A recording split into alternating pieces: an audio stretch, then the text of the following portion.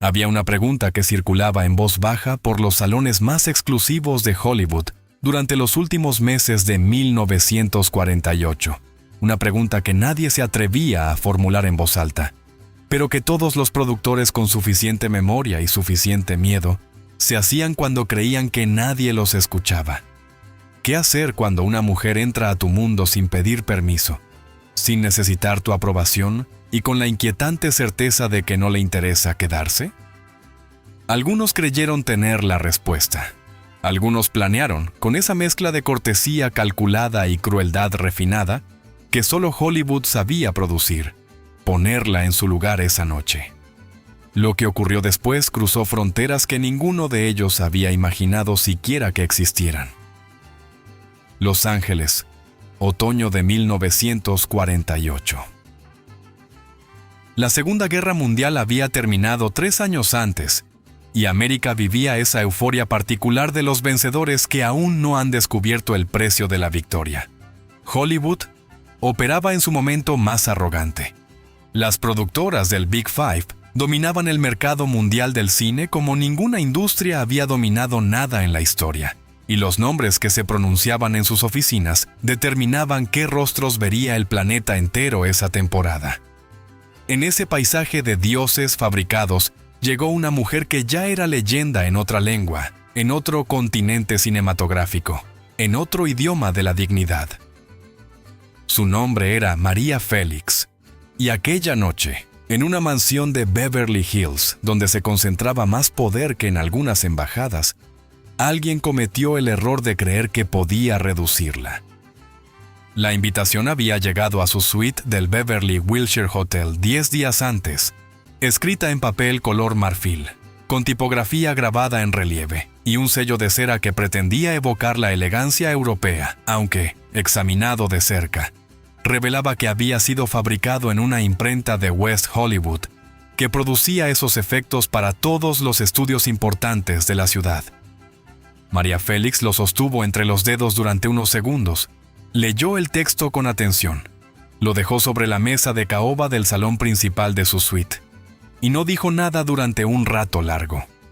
Su asistente, una mujer francesa llamada Hélène Brossard, que la había acompañado desde París hacía 2 años, esperó con la paciencia profesional de quien ha aprendido que los silencios de María Félix nunca son vacíos, sino llenos de algo que aún no está dispuesto a salir. ¿Vamos a ir?, preguntó Hélène finalmente, en francés. «Por supuesto», respondió María en el mismo idioma, sin volverse a mirarla. «La pregunta no es si vamos, la pregunta es, ¿qué piensan ellos que va a pasar cuando lleguemos?». Hélène no respondió. Sabía que no era una pregunta que requiriera respuesta. María Félix tenía 34 años en aquel otoño de 1948 y era, según cualquier criterio razonable de evaluación, la actriz más importante de habla hispana del mundo. Había rodado Doña Bárbara en 1943 con una intensidad que había redefinido lo que significaba ser una protagonista femenina en el cine mexicano. La mujer sin alma, la devoradora, enamorada. Cada uno de esos títulos había añadido una capa al fenómeno extraordinario que era su carrera. Una capa que combinaba el talento técnico con algo mucho más raro. Una presencia escénica que parecía existir antes de que las cámaras la grabaran, y que continuaba existiendo después de que se apagaran. En Europa la habían recibido como recibieron pocas cosas en aquella década de reconstrucción y hambre. Jean Cocteau le había dedicado párrafos en sus diarios. Diego Rivera la había pintado. Octavio Paz le había enviado poemas. París, que tenía una tradición de descubrir genialidades extranjeras, solo para apropiárselas suavemente como propias, había hecho algo que rara vez hacía. Había aceptado que María Félix era una mujer que pertenecía completamente a otra cultura, y que esa pertenencia, lejos de disminuirla, era exactamente lo que la hacía irrepetible. Hollywood llegó tarde, como Hollywood llegaba siempre a las cosas que no había producido él mismo. Las primeras propuestas habían comenzado a llegar en 1946, Después del estreno de Enamorada y de su recorrido inesperadamente exitoso por el circuito de festivales europeos.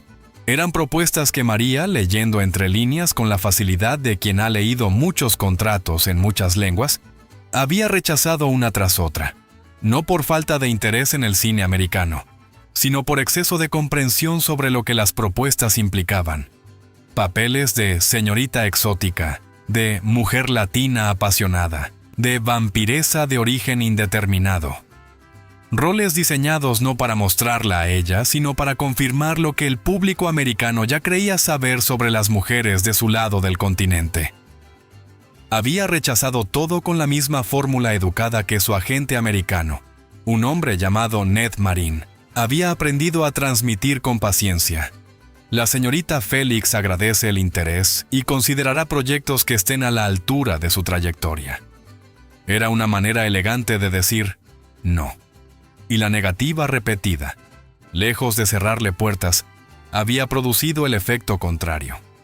En una industria donde todos pedían trabajo, una mujer que rechazaba sistemáticamente los papeles que le ofrecían se convertía, por simple mecánica de mercado, en una curiosidad, y luego en un objeto de deseo, y finalmente en un problema, porque cuando los productores de Hollywood deseaban algo y no podían tenerlo, una de sus reacciones características era convencerse de que el problema estaba en quien rechazaba, no en lo que se ofrecía.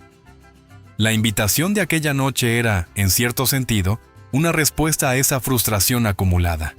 Una velada privada en la mansión del productor Charles Wexley, en las colinas de Beverly Hills, para presentar a María Félix al círculo más selecto del cine americano. Así decía la tarjeta.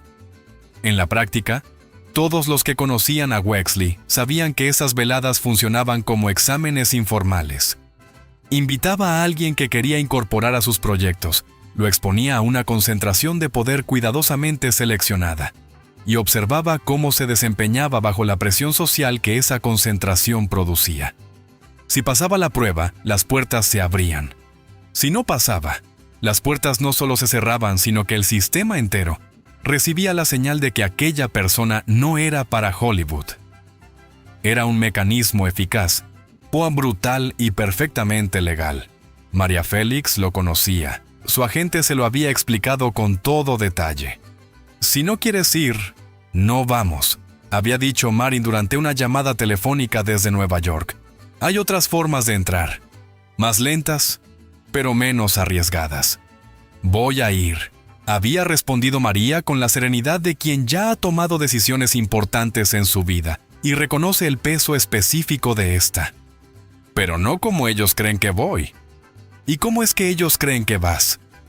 «Como una candidata», dijo María. «Voy a ir como otra cosa». Marín no preguntó más. Llevaba años representándola. Había aprendido que cuando ella decía otra cosa, era mejor esperar a ver qué significaba en la práctica. Esa noche, en la suite del Beverly Wilshire, María Félix se preparó con la meticulosidad de quien va a una batalla, pero también con la calma de quien sabe que las batallas más importantes se ganan antes de que comiencen.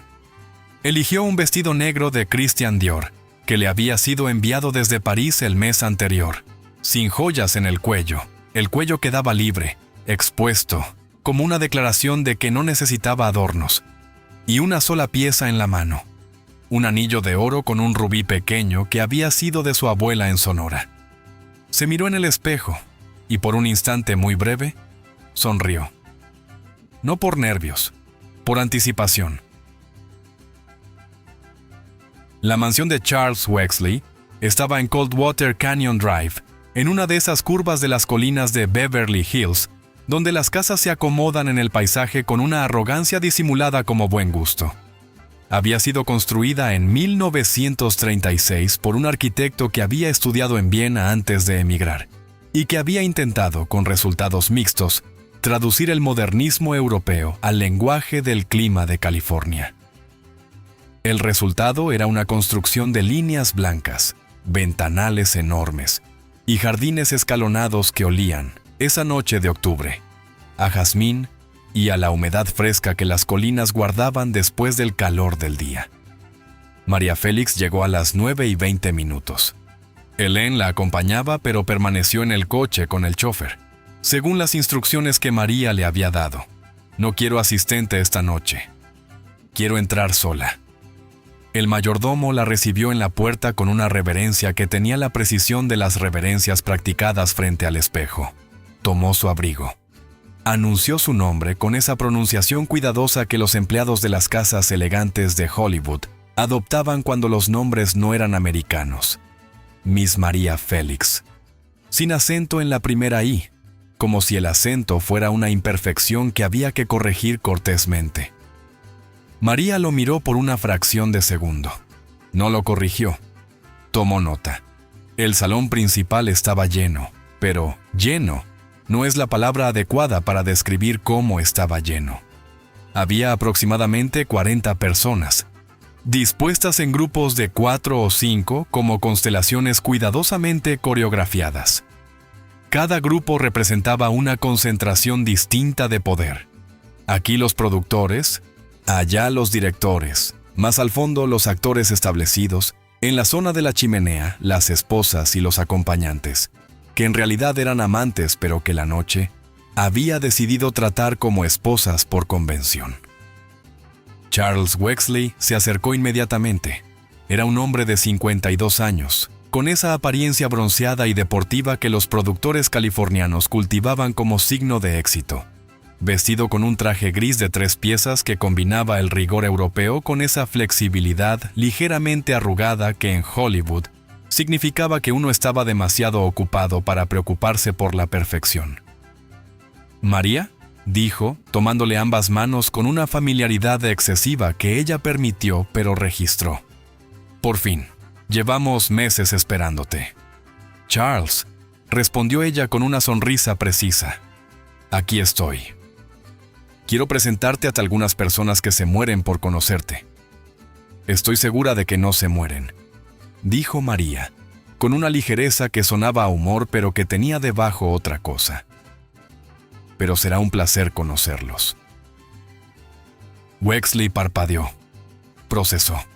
Decidió interpretarlo como humor y rió con esa risa de productor que es siempre un poco más larga de lo necesario.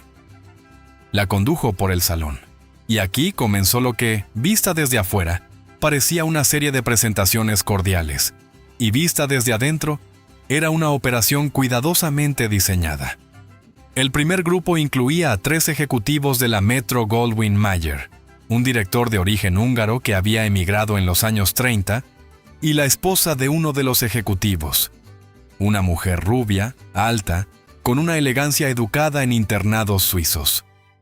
Los saludos fueron impecables, las sonrisas perfectas, las primeras frases, intercambios convencionales sobre el viaje de María, sobre el clima, sobre los mutuos amigos europeos que se evocaban como pasaportes de pertenencia. Y entonces, 4 minutos exactos después de que la presentación comenzara, llegó la primera prueba. Fue uno de los ejecutivos de la MGM, un hombre llamado Howard Sterling, quien dijo: «Es realmente fascinante, María, ver cómo actrices de mercados más pequeños logran abrirse paso en esta industria. Hay tanto talento en lugares que el público americano apenas conoce». Lo dijo con una sonrisa de admiración aparente, con un tono de generosidad cosmopolita, con la convicción de quien cree que está pronunciando un cumplido. Mercados más pequeños. María Félix sostuvo su copa de champán, que no había tocado ni tocaría, con la calma de quien tiene tiempo. Lo miró y respondió: «Howard, qué amable, aunque debo confesar que el cine mexicano no es exactamente un mercado pequeño. El año pasado produjimos 128 largometrajes. Hollywood produjo 368. Somos un tercio de su producción, con menos de la mitad de su presupuesto y sin acceso a la distribución mundial que ustedes controlan. Yo no llamaría a eso pequeño, lo llamaría eficiente». Hubo una pausa. Sterling sonrió, ahora con una rigidez nueva en las comisuras de los labios. No quería sugerir: «Lo sé, Howard. dijo María con una amabilidad que era más letal que cualquier dureza. Por eso te lo aclaro yo, que tengo los datos.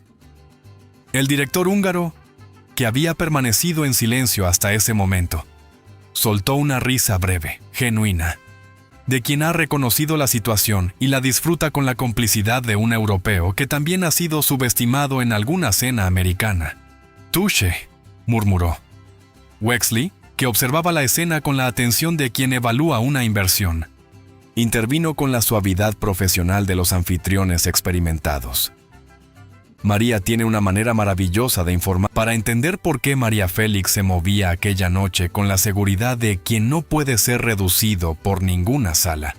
Es necesario entender lo que cargaba consigo. No las películas, aunque las películas eran la prueba pública.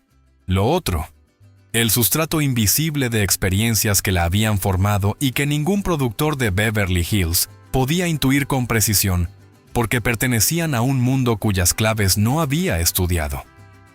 Había nacido como María de los Ángeles Félix Güereña en Álamos, Sonora, el 8 de abril de 1914, en una familia donde la dignidad personal era enseñada desde la infancia con el mismo rigor con que en otras familias se enseñaba la religión o la economía doméstica. Su padre, Bernardo Félix, era un militar de carrera con esa rectitud severa que el norte de México producía con una consistencia particular en las generaciones que habían vivido la revolución desde adentro. Su madre, Josefina Güereña, descendía de familias yaquis y vasconavarras, una mezcla genética que en su rostro había producido la combinación de rasgos que el cine mexicano más tarde fotografiaría como el arquetipo absoluto de la belleza del país. Pero la belleza, María lo había sabido desde temprano, era apenas la primera capa. Lo que estaba debajo era más interesante y más útil. Una conciencia precoz de las dinámicas de poder, aprendida en una casa donde su padre exigía que sus hijos pensaran con autonomía, y donde su madre les enseñaba que la cortesía, mal entendida, podía convertirse en sumisión disfrazada. A los 17 años se casó por primera vez. A los 22 se separó. Tenía un hijo y una situación económica complicada y dos opciones que se presentaban con la falsa simplicidad de las opciones que en realidad son trampas: aceptar la protección de algún hombre solvente o buscar la manera de protegerse sola. Eligió la segunda.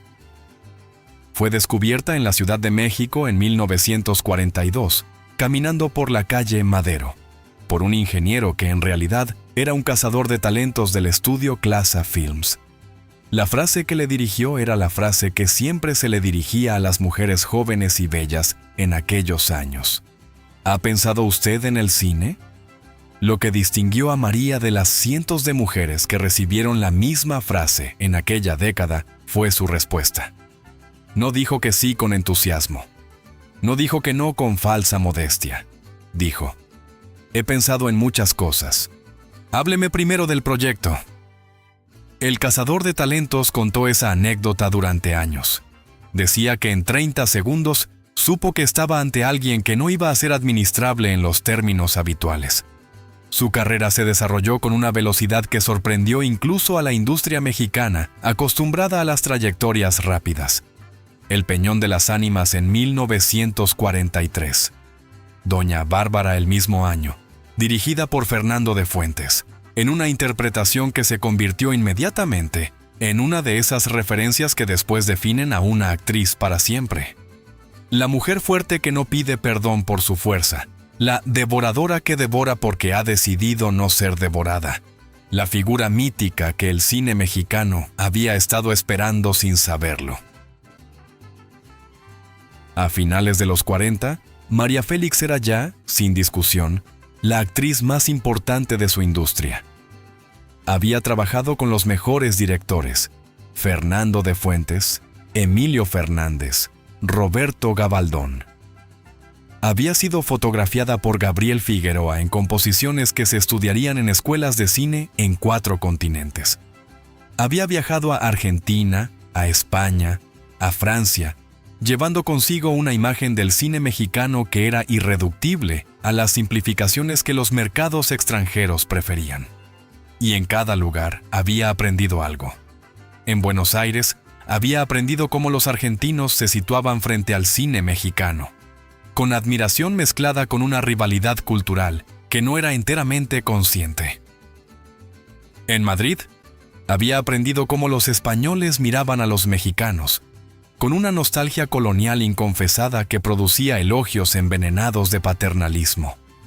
En París, había aprendido lo más importante, que en el corazón mismo de la cultura europea, donde se decidían las jerarquías estéticas que el resto del mundo creía obligatorio aceptar, había también una grieta por la que se podía pasar si se llegaba con suficiente seguridad. París había decidido tomarla en serio, y al tomarla en serio, le había proporcionado sin pretenderlo una herramienta crucial para enfrentar Hollywood: el conocimiento empírico de que las jerarquías culturales no son inevitables. Si París, capital del prestigio occidental durante un siglo, había aceptado mirarla como igual, ningún ejecutivo de Beverly Hills podía pretender venderle la idea de que estaba haciéndole un favor al considerarla. Esa era la verdad operativa que María Félix llevaba consigo aquella noche. No era arrogancia, era información. Y había una verdad adicional, más íntima, que la sostenía con una firmeza particular. Había aprendido, a fuerza de observar a las mujeres de su generación, que la primera concesión es siempre la más cara. Aceptar el primer comentario condescendiente como un cumplido inocente significa autorizar el segundo, y luego el tercero, y luego una secuencia entera de pequeñas reducciones que terminan dejando a quien las acepta convertida en una versión disminuida de sí misma, sin que nadie pueda señalar exactamente cuándo ocurrió la transformación. María había decidido. Se llamaba Vivian Carroll. Tenía 41 años, 4 nominaciones al Oscar, una carrera construida en la MGM durante 15 años, y esa autoridad de las actrices que han dominado tanto tiempo un espacio que comienzan a confundir el espacio con su prolongación natural. Había llegado a Hollywood desde Connecticut en los años 30. Había sobrevivido el paso del cine mudo al sonoro. Había sobrevivido 2 guerras y 3 maridos.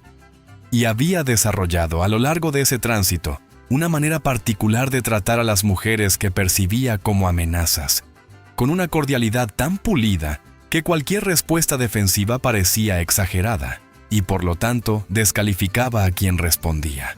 Era una técnica refinada. Funcionaba.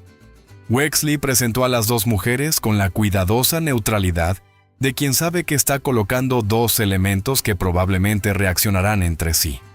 Vivian, esta es María Félix, de quien tanto hemos hablado. María Vivian Carroll, una de las grandes damas de nuestro cine. Las 2 mujeres se midieron en el segundo exacto en que sus manos se tocaron en el saludo.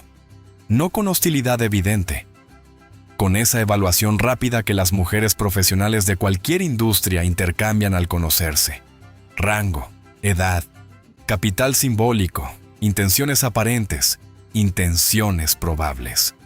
«Encantada», dijo Vivian, con una sonrisa que era una pequeña obra maestra de la diplomacia ambigua. «He oído cosas extraordinarias». «Igualmente», respondió María con una sonrisa equivalente pero ligeramente diferente, sin evaluación interrogativa, con una calma que no necesitaba averiguar nada. La conversación inicial fue la conversación esperada. El viaje, el clima, los proyectos en preparación, los amigos comunes. Wexley participó por unos minutos y luego, con la astucia de los buenos anfitriones, se retiró bajo el pretexto de saludar a un recién llegado, dejándolas solas con 2 personas más. Un crítico cinematográfico llamado Albert Pinch, que escribía para Variety, y la esposa de un productor cuyo nombre María no había retenido. Fue cuando Wexley se alejó que Vivian Carroll desplegó su técnica. «María, querida», dijo con esa elasticidad vocal de las actrices entrenadas en el teatro. «Debo decirte que tu estilo es absolutamente fascinante. Tan particular, tan distintivo. Hollywood no tiene nada parecido, aunque imagino que aquí las cosas funcionan de manera bastante diferente a lo que estás acostumbrada. Habrá ciertos ajustes, supongo, como en todo». para que las cosas fluyan mejor. Lo dijo con una sonrisa cariñosa, como una hermana mayor dando un consejo, como una colega más experimentada compartiendo sabiduría. María Félix tomó su copa de champán que seguía sin tocar. La miró. La dejó otra vez sobre la mesita lateral. Levantó los ojos hacia Vivian Carroll y permitió que el silencio se extendiera durante exactamente 4 segundos. 4 segundos. En una conversación social son una eternidad. Son tiempo suficiente para que el aire cambie de temperatura. Son tiempo suficiente para que las personas alrededor, sin entender exactamente por qué, se vuelvan hacia el origen del silencio. En esos 4 segundos, varios grupos cercanos detuvieron sus propias conversaciones. Wexley, que estaba a unos metros, percibió la inflexión y se volvió. Y entonces María habló. «¿Vivian?», dijo, y su voz tenía esa cualidad particular que sus directores describían como una voz que no pide la sala, la recibe. «Te agradezco la observación. Voy a responderte con la misma franqueza con que la has formulado, porque me parece que las mujeres de nuestra profesión se deben honestidad mutua». Hizo una pausa breve. Vivian seguía sonriendo, pero la sonrisa se había vuelto un poco más rígida. «No he cruzado fronteras», continuó María, «para parecerme a alguien. He cruzado fronteras llevando lo que soy. Si Hollywood quiere trabajar conmigo, va a trabajar con esta mujer, no con una versión adaptada de esta mujer. Y si Hollywood prefiere una versión adaptada, hay muchas actrices buenas dispuestas a producir esa versión. Yo no soy una de ellas, no por orgullo, por aritmética. Las versiones adaptadas se desgastan en 5 años. Lo que es real dura mucho más». El silencio que siguió fue distinto a todos los silencios anteriores de la velada. Fue un silencio con peso. Un silencio que las personas en el salón sintieron en el pecho, aunque no hubieran escuchado las palabras exactas. María no había terminado. «Mencionas que las cosas aquí funcionan de manera diferente», continuó, con esa serenidad que era más impresionante que cualquier elevación de voz. «Tienes razón. Lo he notado. He notado que aquí, cuando una mujer es directa, le sugieren que sea más diplomática. Que cuando una mujer es elegante, le sugieren que sea más accesible. Que cuando una mujer tiene opinión, le sugieren que tenga menos. Yo vengo de un país donde a las mujeres también les sugieren todas esas cosas. La diferencia es que yo aprendí, hace algunos años, a no aceptar las sugerencias». Vivian Carroll no respondió de inmediato. No podía. Lo que había recibido no era una agresión directa que pudiera devolverle con su técnica de cordialidad envenenada. Era algo más difícil de manejar. Una descripción precisa de la situación, articulada con cortesía pero sin concesión, que dejaba a quien la había provocado en la posición de tener que admitir lo que había intentado o quedarse callada. Vivian eligió quedarse callada. Albert Pinch, el crítico, hizo algo entonces que no se esperaba. ¿Sonrió? Un poco. Lo suficiente para que María, que registraba todo, lo notara. «Señorita Félix», dijo Pinch con un tono nuevo en la voz, un tono que no había usado durante toda la velada. «¿Le importaría si la cito?» María lo miró. Y por primera vez en toda la noche, su sonrisa tuvo en ella algo personal. «Albert», dijo, «las palabras dichas en una sala son de quien las escucha. Si quieres citarme, cíteme bien». Pinch rió. Una risa breve, genuina, y en alguna parte del salón alguien comenzó a aplaudir. No fue un aplauso colectivo. Fueron 2 manos, después 3, después 6. No se convirtió en ovación porque el contexto no lo permitía. Pero las pocas manos que aplaudieron lo hicieron con una claridad que decía, aquí pasó algo. Y aquí, en efecto, había pasado algo. La velada continuó 2 horas más, pero la velada de las 2 horas siguientes ya no era la misma velada que había comenzado a las 9. La diferencia no estaba en la coreografía visible. Las personas seguían moviéndose entre los grupos, las copas seguían rellenándose. La música seguía sonando con esa discreción atmosférica de las fiestas elegantes. Wexley seguía haciendo su trabajo de anfitrión con la profesionalidad acostumbrada. Lo que había cambiado era la geometría del salón. María Félix había dejado de ser un objeto evaluado y se había convertido, en algún momento que nadie podía señalar con precisión, pero que todos habían percibido, en uno de los centros de gravedad del espacio. Las personas se acercaban ahora con una intención diferente. Algunas, las que habían escuchado el intercambio con Vivian Carroll, lo hacían con curiosidad respetuosa. Otras, las que solo habían captado los ecos del cambio atmosférico, se aproximaban con la prudencia de quien sospecha que está en presencia de algo importante, sin saber exactamente qué. El director húngaro, cuyo nombre era Laszlo Keszler, fue el primero en buscarla deliberadamente. Tomó un sitio a su lado, sin pedir permiso, pero con esa cortesía centroeuropea que hace que la falta de permiso parezca natural, y le dijo en voz baja, en francés: «Señora, llevo 30 años en este país. Lo que usted hizo hace una hora, yo no lo he visto hacer a nadie». «Entonces es que ha tenido mala suerte con sus compañías, Laszlo», respondió María también en francés. Keszler rió, y la conversación que siguió, durante 15 minutos, fue una de esas conversaciones en las que dos profesionales reconocen mutuamente que están hablando con un par. Hablaron de cine europeo, hablaron de Renoir, hablaron del exilio, sin nombrarlo así, con la complicidad de quienes han vivido en más de un país y entienden que la pertenencia es siempre una construcción provisional. Cuando Keszler se retiró para hablar con otra persona, María se encontró sola por un momento. Wexley aprovechó ese hueco para acercarse. «María», dijo con un tono diferente al de la primera presentación, «quiero ser honesto contigo». «Adelante, Charles. La velada no se desarrolló como yo había planeado». «Lo imagino, pero se desarrolló mejor». Hubo una pausa. María lo miró. Wexley era un hombre que había acumulado poder durante 20 años, en una industria brutal. Y los hombres que acumulan ese tipo de poder durante ese tiempo desarrollan casi siempre una capacidad de reconocer la calidad cuando la ven, incluso cuando esa calidad opera contra sus planes inmediatos. «No estoy buscando un proyecto, Charles», dijo María con una claridad que dejaba el terreno definido. «Estoy aquí para conocer el ambiente. Si encuentro algo que vale la pena, lo evalúo. Si no encuentro nada, vuelvo a México. Tengo 6 películas esperándome allá, y 2 en París». «Lo sé», dijo Wexley. «Eso es lo que te hace interesante». «Eso es lo que me hace independiente», corrigió ella. «Lo que sea interesante o no, lo decidirá el público». Wexley sonrió.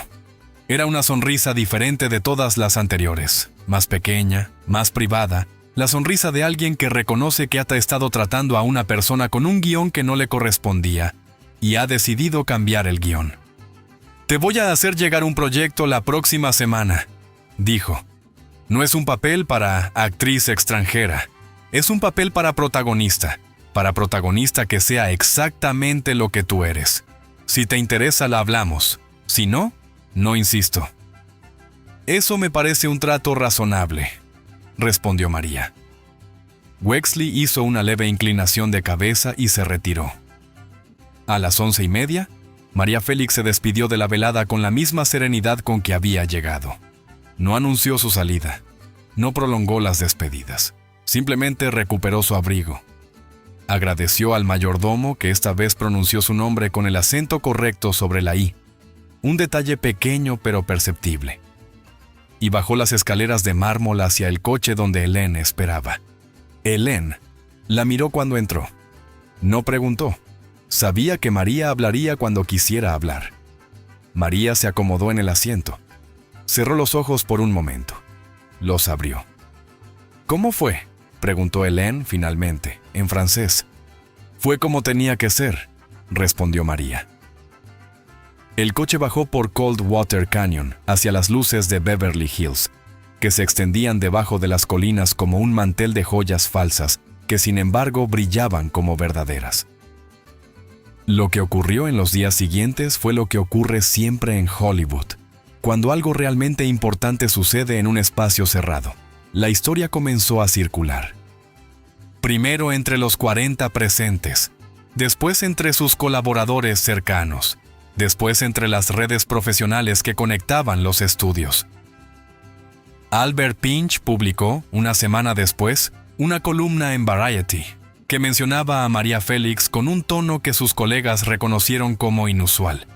El tono que Pinch reservaba para las pocas figuras que había decidido tomar genuinamente en serio. Vivian Carroll no hizo ningún comentario público. Su agente, sin embargo, llamó al de María Félix 2 semanas después para sugerir un encuentro de cortesía. María lo declinó con la fórmula educada de costumbre.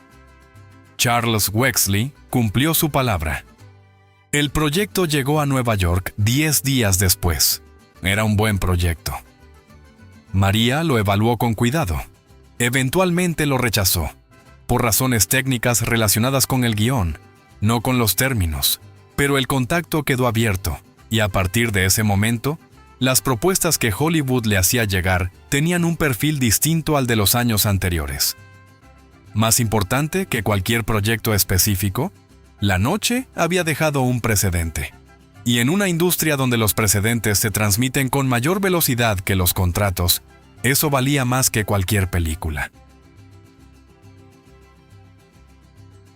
María Félix nunca filmó en Hollywood. Es uno de los datos más interesantes de su biografía y, paradójicamente, una de las claves de su grandeza. Recibió ofertas durante las 2 décadas siguientes a aquella velada de 1948. Algunas de muy alto perfil. Algunas con presupuestos que hubieran convertido a cualquier otra actriz de su generación en millonaria de manera inmediata. Las evaluó todas. Las rechazó todas. No por hostilidad hacia la industria americana, sino por una decisión más sutil y más radical. Había comprendido que su valor consistía precisamente en no integrarse a un sistema que requería pequeñas concesiones diarias para mantenerla. Filmó en México, filmó en Francia, filmó en España, en Italia, en Argentina. Construyó una carrera transatlántica que en los años 50 y 60 era casi imposible para una actriz de habla hispana, y que ella construyó sin que ningún estudio de Hollywood pudiera reclamar ni un solo metro de celuloide. Murió en Ciudad de México el 8 de abril de 2002, en su cumpleaños número 88, en el país que la había formado y al que siempre había pertenecido sin dudas.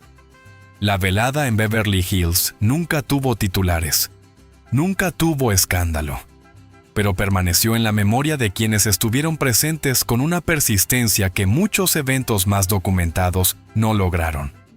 Albert Pinch la mencionó en sus memorias, publicadas en 1971. Laszlo Kessler la citó en una entrevista de 1965 como la noche en que Hollywood entendió, por unos minutos, algo que normalmente prefiere olvidar. Charles Wexley, cuando fue entrevistado en 1980 para un documental sobre la era dorada del cine, dijo simplemente: «Hubo una mujer que vino una vez a mi casa. No filmamos juntos, pero esa noche aprendí algo que usé el resto de mi carrera». No quiso explicar qué. Los biógrafos lo intentaron. Algunos preguntaron a la propia María Félix en los años 70 y 80 sobre aquella noche. Su respuesta fue siempre la misma, con variaciones de palabras pero con la misma estructura. Fue una conversación. Las conversaciones son privadas, lo que importa es lo que ocurrió después. Lo que ocurrió después fue una carrera de 50 películas, 2 países que la reclamaron como suya, una influencia cultural que cruzó generaciones, y un legado que las nuevas actrices mexicanas, españolas y latinoamericanas todavía citan cuando se les pregunta de dónde sacan la fuerza para no aceptar las sugerencias del sistema. María Félix no respondió aquella noche para defenderse. No respondió para ganar una discusión. No respondió para impresionar a Hollywood, ni para ser cortés con quien no había sido cortés con ella. Respondió para afirmar algo que ya era verdad, pero que necesitaba ser dicho en voz alta para que dejara de ser una verdad privada y se convirtiera en una verdad pública, que ella era exactamente quien era, que no había viajado para diluirse, y que